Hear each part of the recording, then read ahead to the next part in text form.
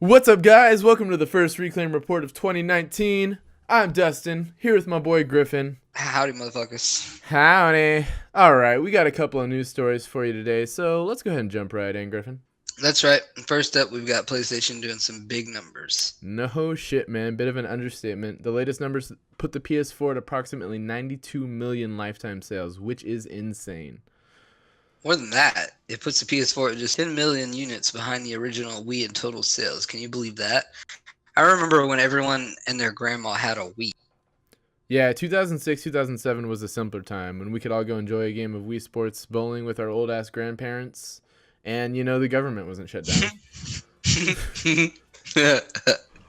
But seriously, the Wii was a juggernaut in terms of sales. It's truly remarkable that the PS4 will surpass it this generation.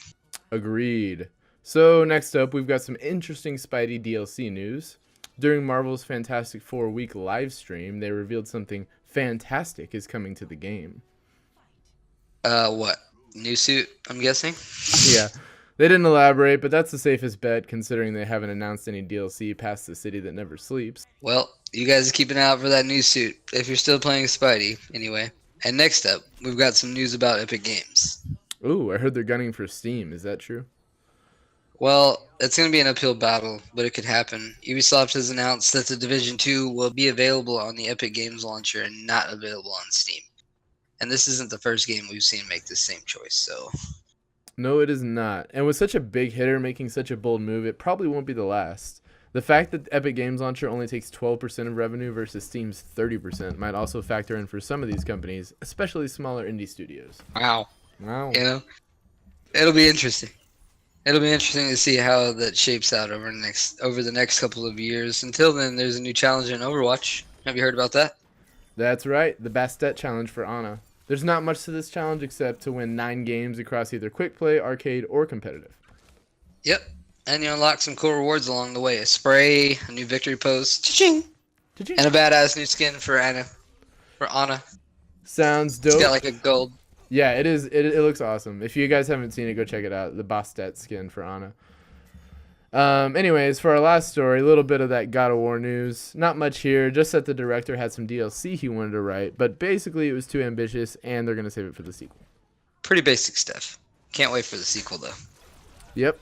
And that pretty much wraps up our news. But, speaking of God of War, it's time for our topic of the show. Game of the Year!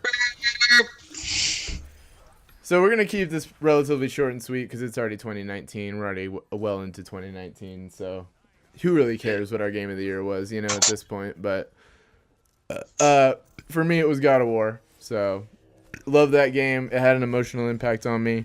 I love the gameplay. I'm playing through it a second time, which I hardly ever do with games. And it's probably, if not my favorite, one of my top 3 games of all time for sure. So that was my Game of the Year by far. Griffin, what was yours?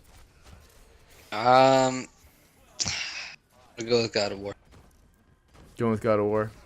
Yeah, I remember you were thinking Red Dead 2 a little bit earlier. I'm just gonna be short and sweet. Online ruined it for me. That's fair. I wanted to tell you, don't let that taint your experience, but it's kind of hard not to, It did. Absolutely 100% did. Still in beta, what the fuck? What is this, Fortnite? But yeah, the Red Dead 2 story was fantastic, and it was a great game. But yeah, the online is part of the game, and we've been kind of a little bit soured on that. We're having some fun with it, of course. There's always fun to be had. Yeah, they just need to. Hopefully, it gets better. It seems they just kind of rushed that out. They were just kind of like, okay, here's the real game, but the online, we're not even close to ready. Even the real game was they could have spent more time on it and made it even better. God of War was a masterpiece. Yeah, it was solid all the way through, whereas Red Dead had some hiccup moments for sure. Absolutely. I'm a huge Red Dead fan, guys. Humongous Red Dead fan. Yeah, he is. He recently played through the first one again too. So yeah. So I guess we'll just do our game of the year, and then we'll do what's your top 3 most anticipated games of this year coming out? To be honest, I don't even know what's coming out. So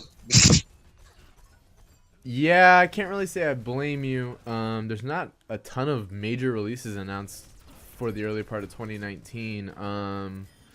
I do, however, have my list. So I'm gonna say Anthem, The Division 2, and probably Crash Team Racing, honestly, because I grew up on that game and I'm just so excited.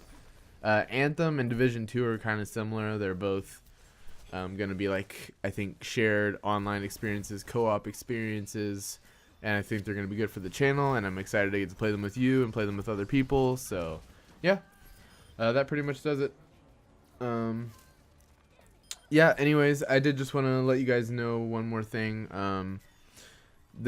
We did have a little bit more planned for this game of the year thing. However, due to the fact that it's already 2019 and I've been in a ton of pain because I've had an issue with my tooth. So the day of recording this, I was just in excruciating pain, and I was just like, no, it has to be short. I got to get out of here. So that's why we decided to go the short route.